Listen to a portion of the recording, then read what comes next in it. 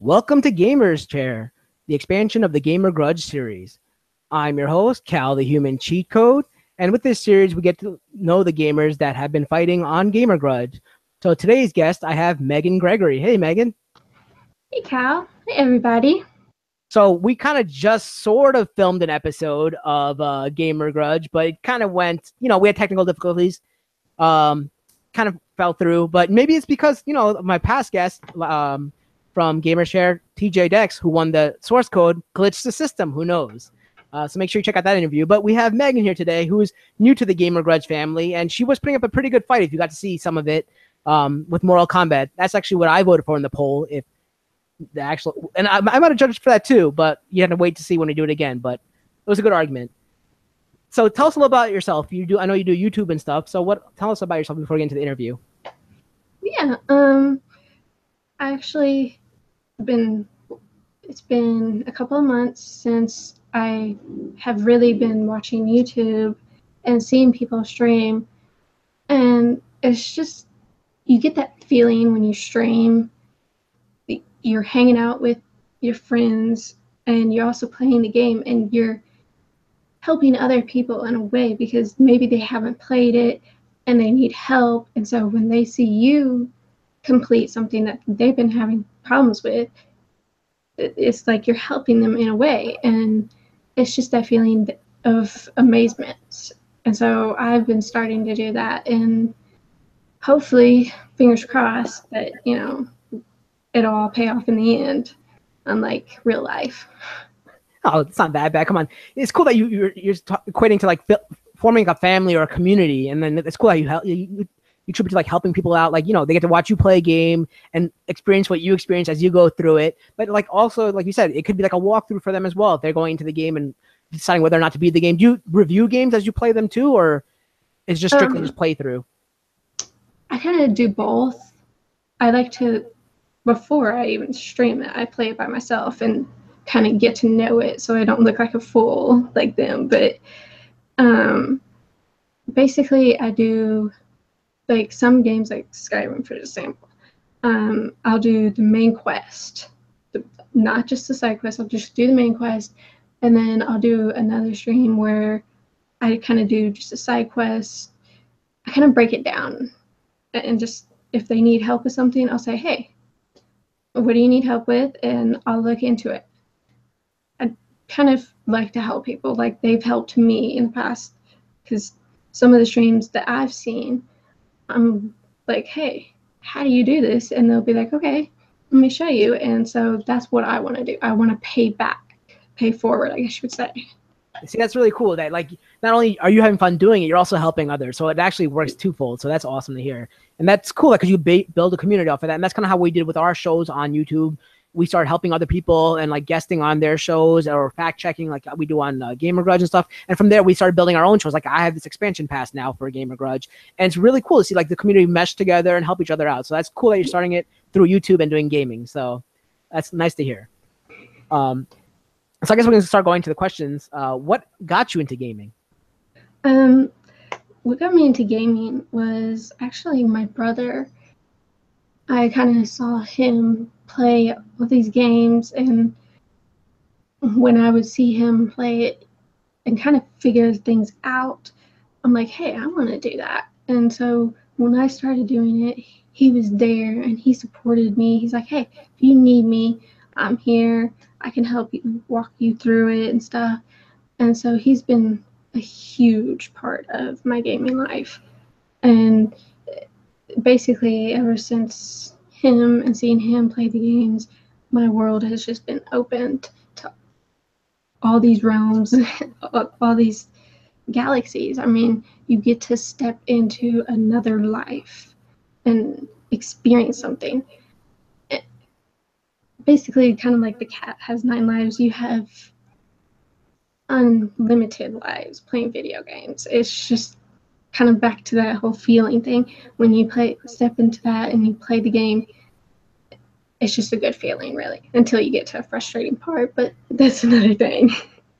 That was a really deep answer. Yeah, it's cool that you attribute to say like you get all these different lives and all the different types of games you play.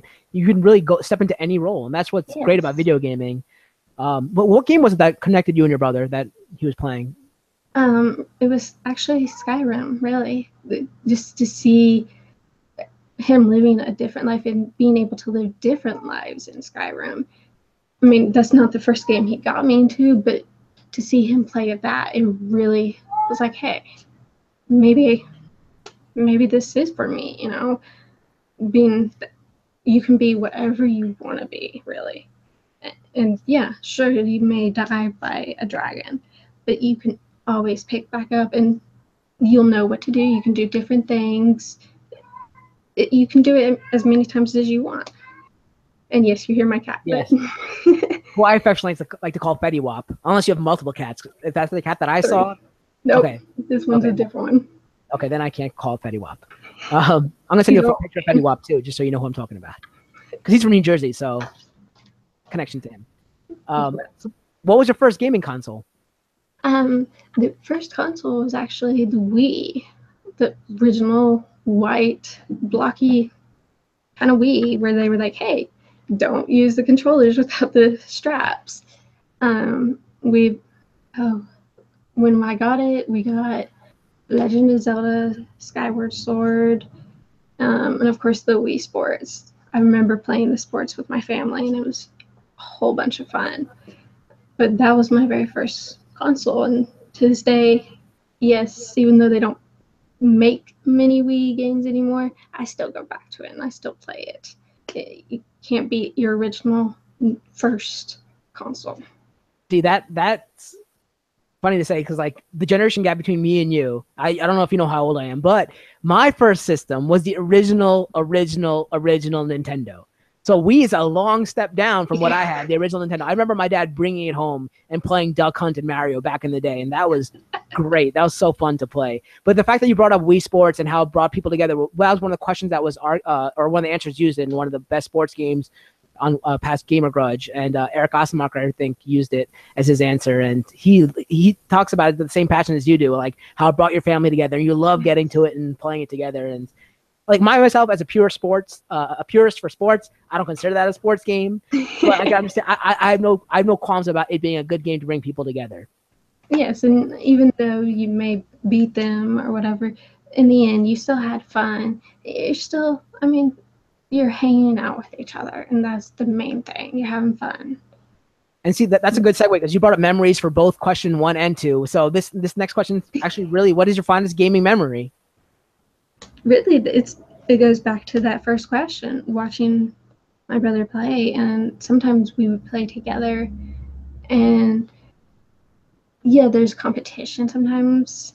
Well, okay, all the time, but just being able to hang out and play. So really, it would be Skyrim, because I remember we were in my room and he had hooked up his PC to my TV, and I remember seeing him do like a quest where they were all sitting at the table and stuff, and I kept asking him all these questions about what's going on, you know, even the graphics. I was like, how do you have good graphics?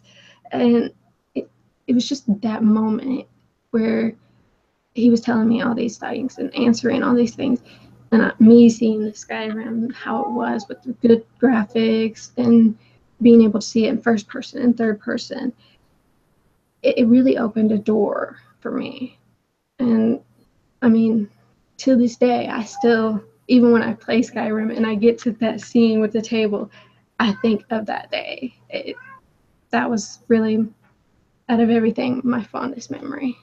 No, I know the Skyrim series, and the game actually, because it's from the Elder Scrolls series, but I'm not familiar with it that much because I haven't really played it. I wanted to play, but I knew it takes up a lot of your life, and I play Destiny, and Destiny takes up a lot of my life, so I don't want to get into 2 games that take up so much of my life. But didn't they just recently add that the first-person feature? Wasn't it always like third-person? Or I'm not sure about, how was it? Well, what I mean is, like, you can change the cameras. Yeah, I know, but do you know when it was introduced or no? No. I know when I started playing it last year or the year before that, it was there. So before 1 or 2 years. Yeah, because I think they just introduced it for Skyrim. Other games didn't have that. Skyrim is the first one of the Elder Scrolls series to do that. I think. I'm not sure. I'm not sure, too familiar with it, but I think like when Xbox first got or something, they changed it around. But I don't think Oblivion has it. I just started playing Oblivion. Yes, I'm pretty sure it's new to Skyrim. So now we're gonna do a rapid fire segment. I'm gonna ask you 10 quick questions, give you 2 choices for each of them, and just tell me what you feel. If you have anything to add on to any of the answers, you can. So question number 1, console or PC? Probably the console.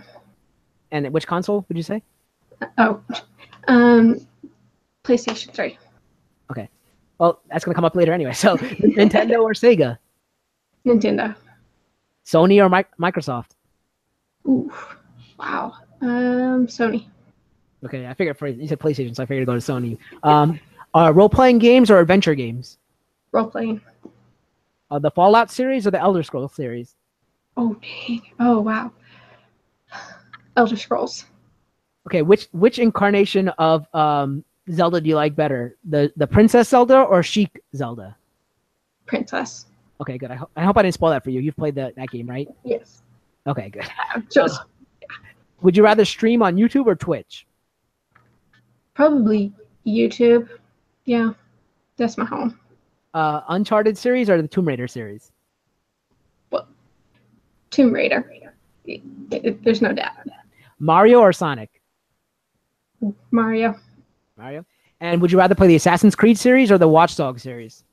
Assassin's Creed. Any favorite of the Assassin's Creed?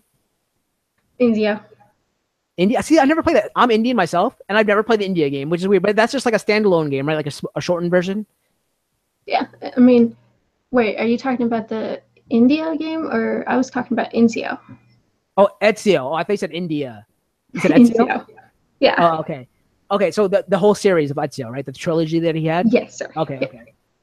Because there is an India game, but I still not play that. China and I think Japan. Yeah. But, so back to the real questions. What is your best gaming accomplishment? Getting even though they didn't have like 100%, 90%, getting 100% in Twilight Princess. That was my first game I had so much frustration in. And once I finally did everything and beat everybody, it was like, finally, it was just that feeling of accomplishment. You're like, yes. And of course, I started it again and replayed it. But so yeah, Twilight Princess. What did it entail doing? I know you go through all the levels as the wolf as well, right? Yes. And then getting all the heart containers?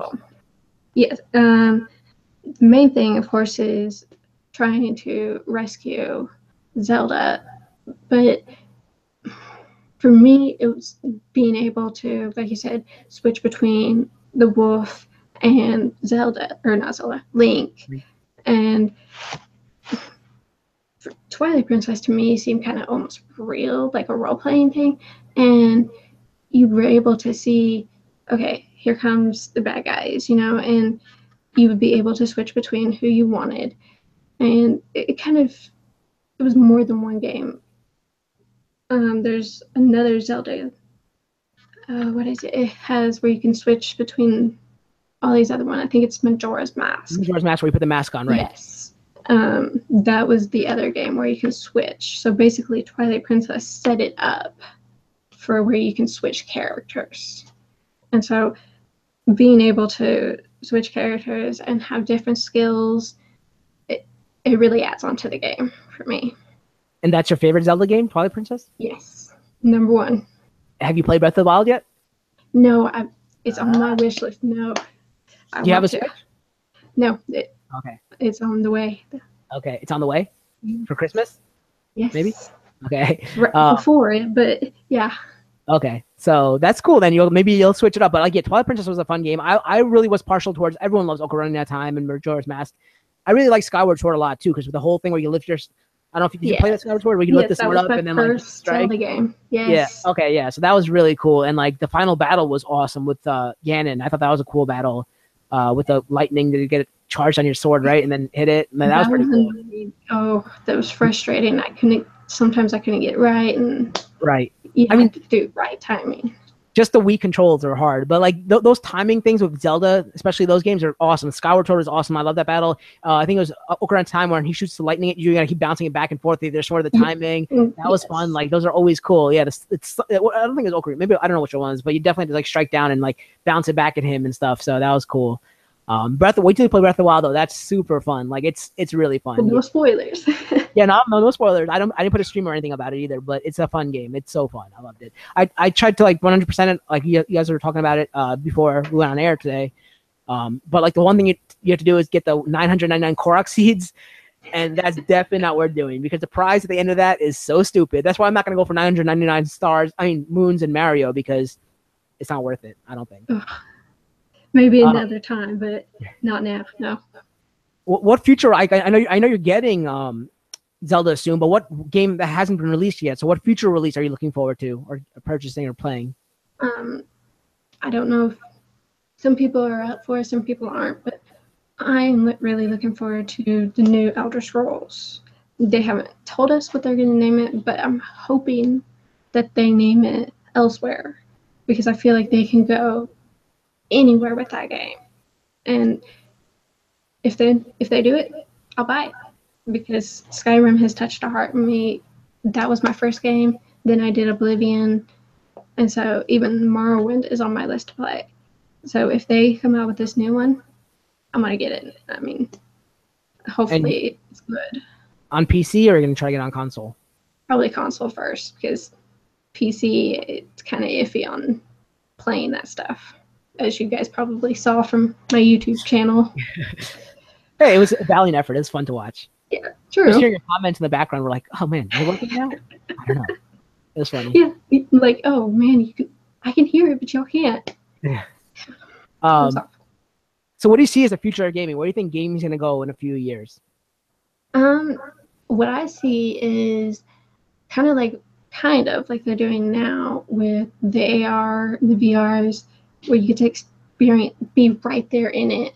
I think there's that one of the Star Wars games that's coming out for the AR, and to be there and have your own virtual lightsaber. I feel like basically you can just step into the game yourself and experience versus having a console. You can use your hands or use a sword, kind of like the Wii, where you have like a little gun thing or a little sword. You can just use your hands, and what you're seeing is you're holding a sword. Basically, you're put into that world versus having a controller. Mm-hmm. You can actually be immersed into it. And I really hope that's what they're going, because that's the way I see it, because they're already doing games on the AR, the VR. I mean, truthfully, I hope they do that, because we already feel like we're immersed into the game. So to be one step closer and be actually in it, it would change everything. I mean, it would open your eyes more. Have you played any VR games? No, I'm kind of scared. Scared? It might topple me over and be like, oh my, this is, wow. But I've been thinking about getting the VRs first, just to open myself up to it. Because if I automatically jump into it, it might shock me and be like, whoa. And then I'll never go back to my games. I just can't do switching all of a sudden. If I try that, like I said, I'll never go back to the consoles and the Wiis. But can you imagine being in the actual Elder Scrolls world, putting that on your head and looking around and seeing everything there in front of you? You have to lock the doors and make sure you don't go anywhere. Well, see, that's the thing. See, I actually have a PSVR, and you put it on, but you actually use the controller for the most part. So like you're actually sitting there, but when you look around, you see everything. But you're actually walking around with the controller. You're not really getting hurt or moving around. There are some games which actually to turn left and right sometimes, but it's not that dangerous. But there are other games that you hold the motion controllers, and you have like guns in your hand. And you can reload the guns and shoot like that. That's kind of cool. Well, see, then that means that they're already one step closer to it, of us immersing into that world with our imaginary guns and lightsabers. So basically, all they need to do is just make a software or something and just poof, kind of like 2020 or whatever they're calling now. I'm just trying to imagine it right now, and that would be awesome, really, just to be able to step into that world. I was saying how I did record people playing games in VR, like scary games, and watching their reactions. I recorded and I put them up on YouTube and stuff. There's hilarious to like see their reactions to like scary games, because like my friend was like, she was hitting like, she's like, get out of me, get away from me. But like, I'm like, you can't like hit anything with your controller, obviously. Yeah. But she was like she was swiping at people on the screen, and you see the person's hand like move like that on the screen, but obviously you can't do anything. It's just really funny to see their reactions. I would not play. I'm sorry, I would not play any horror game for the AR or the New World, because like I just watched a stream last night of Outlast, and it was really heart beating. And then all of a sudden, this weird guy just popped on the screen and scared the crud. Even the gamer, it scared her. So if we're doing AR, it's gonna give us a heart attack. I mean, oh. I mean, I try not to play horror games. I play like other like more immersive games, but I'm looking forward to a good. Like I just downloaded the Until Dawn PSVR game, so this is free on PlayStation Network this week, or month or whatever. So I'm just gonna try that out. I played it before where you use guns and stuff, but it wasn't that scary. But we'll see. I guess it'll eventually probably get scarier. The demo wasn't that scary, but we'll see. Well, if you do the AR, you'll get scared. Yeah, I guess we'll see. I don't get scared too easily. I'm not sure. It's got to be like a real demon in front of me in real life would probably scare me. I'm kind of like, I did get scared once. If you watch our other show that we do called Encrypted, we talked about our ghost stories on the Halloween special, and I actually did get scared there because there was a real ghost in front of me, and I actually jumped because it moved. It was crazy. So you got to check that episode out. But we're digressing. So I want to thank Megan Gregory for being on this episode of Gamer's Chair and taking a hot seat. Where can we find you? I know you're on YouTube now, but also Twitter. So we should give all your information. It's also down below in the description, but I would like you to say it too. You can find me on YouTube. Just look for Megan Gregory. It has the orange dragon eye from Smaug of Lord of the Rings, or no, The Hobbit. And you can also find me on Twitter, WickedHorse145. And you're currently streaming Skyrim? Multiple games. Trying to get my Skyrim to work. If I can, that's what I will stream, yes. And do you have a stream coming up soon that you want to let people know about, or it's just whenever you go on, you put it on Twitter pretty much? I put it on Twitter. Okay. So I want to thank Megan Gregory for being here again.